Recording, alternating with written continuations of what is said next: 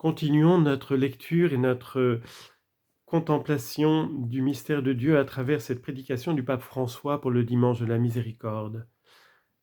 Premièrement, avant tout, ils sont bénéficiaires de la miséricorde à travers 3 dons. D'abord, Jésus leur offre la paix, puis l'esprit, enfin ses plaies. En premier lieu, il leur donne la paix. Ses disciples étaient angoissés. Ils s'étaient enfermés dans la maison par crainte, par peur d'être arrêtés et d'avoir la même faim que le Maître. Mais ils n'étaient pas enfermés seulement dans la maison, ils étaient aussi enfermés dans leur remords. Ils avaient abandonné et renié Jésus. Ils se sentaient incapables, bons à rien, mauvais.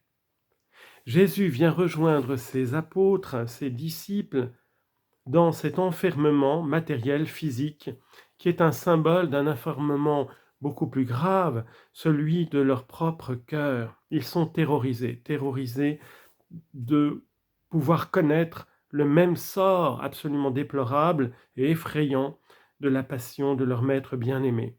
Ils sont verrouillés par peur des Juifs, nous dit l'Évangile, et c'est là toute porte close que Jésus vient se tenir au milieu d'eux. Il est l'Emmanuel, celui Dieu au milieu de nous, celui qui vient nous rejoindre au plus intime de nos expériences les plus fortes. Et ici, il s'agit de l'expérience de la peur, de l'expérience de l'échec le plus grand que des êtres humains pouvaient expérimenter.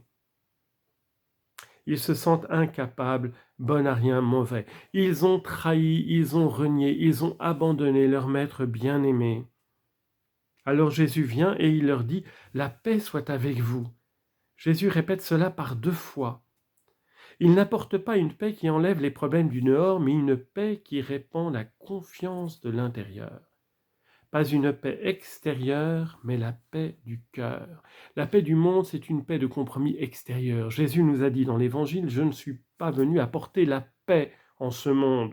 La paix dont parlent les hommes, l'absence de problèmes, la relativisation, la fuite même des problèmes, enterrer les choses pour que on ne soit pas dérangé, fuir la réalité.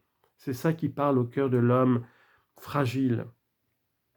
La paix que Jésus vient nous donner, c'est une réconciliation profonde avec notre Créateur, avec notre Père du ciel, avec nos frères et nos sœurs et avec notre propre cœur si prompt à nous accuser depuis le péché originel.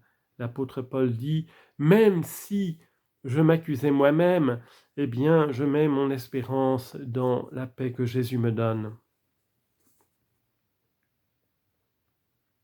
La paix soit avec vous. De même que le Père m'a envoyé, moi aussi je vous envoie. Voilà les apôtres confirmés dans leur vocation initiale d'apôtres envoyés par le Christ.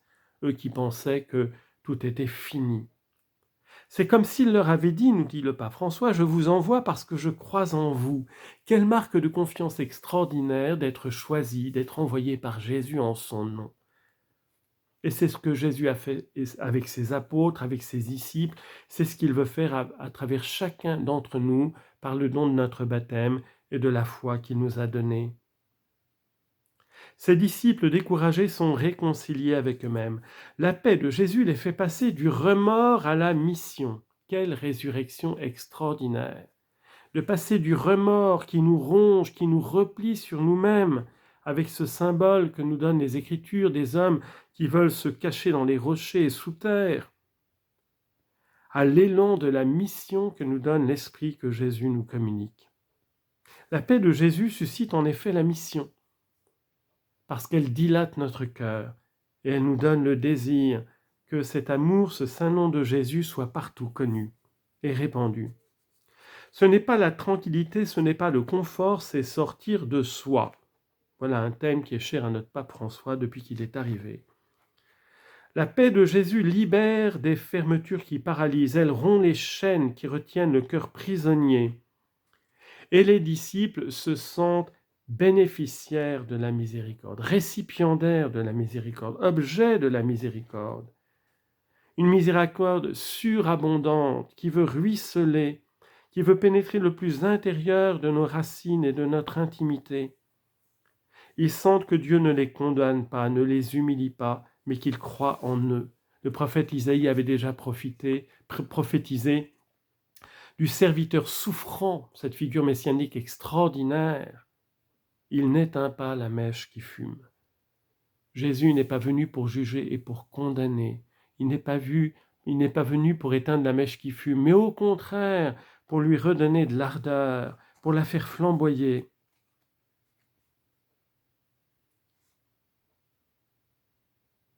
Ils sentent que Dieu ne les condamne pas, ne les humilie pas, mais qu'il croit en eux. Oui, il croit en nous plus que nous croyons en nous-mêmes. Ça, c'est extraordinaire comme parole. Il nous aime plus que nous nous aimons. Pour Dieu, personne n'est mauvais, personne n'est inutile, personne n'est exclu. Alors ça, c'est une parole que nous devons nous répéter sans cesse. Et je crois que notre monde, qui manque terriblement d'espérance, a besoin, et chacun d'entre nous, nous avons besoin de nous entendre dire « Jamais tu ne seras rejeté et exclu par ton Créateur, qui ne peut haïr rien de ce qu'il a créé, comme nous dit le livre de la sagesse. »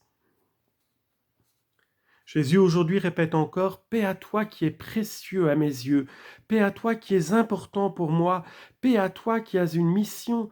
Personne ne peut l'effectuer à ta place, tu es irremplaçable et je crois en toi. » Merveilleuse parole d'espérance que le pape François nous communique et que nous devons méditer et communiquer et répandre autour de nous. Amen.